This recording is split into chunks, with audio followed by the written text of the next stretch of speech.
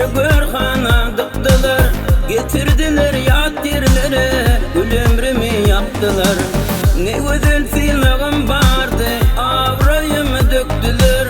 Dost diyenim düşman bolly, ters bolansa utbalım. Ne güzel silahım var, avrayımı döktüler. Dost diyenim düşman bolly, ters bolansa utbalım.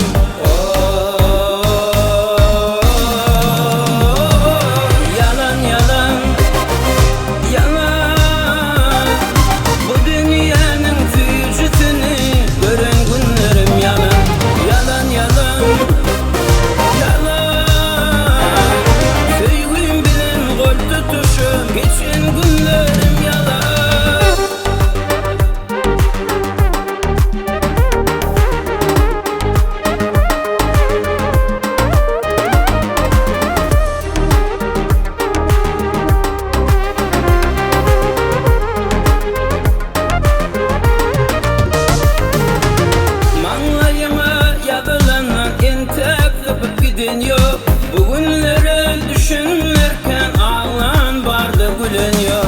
Ayrılığın acısını menden başka gören yok. Kimsin megin deyip duran onunla bana doğan yok. Ayrılığın acısını menden başka duyan yok. Kimsin megin deyip duran onunla bana doğan yok.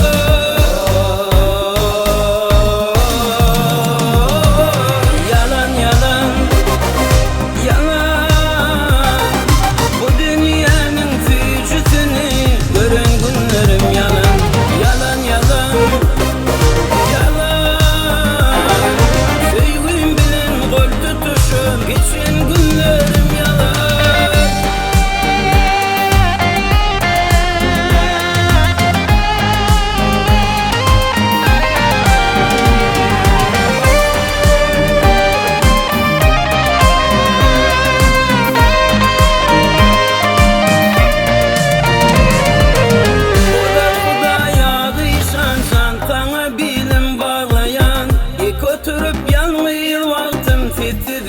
ağlayan, yürekten çıkan ovazım ilgünümü paylayan. Dost doğan düşmana dönü, ters olansa utbalım.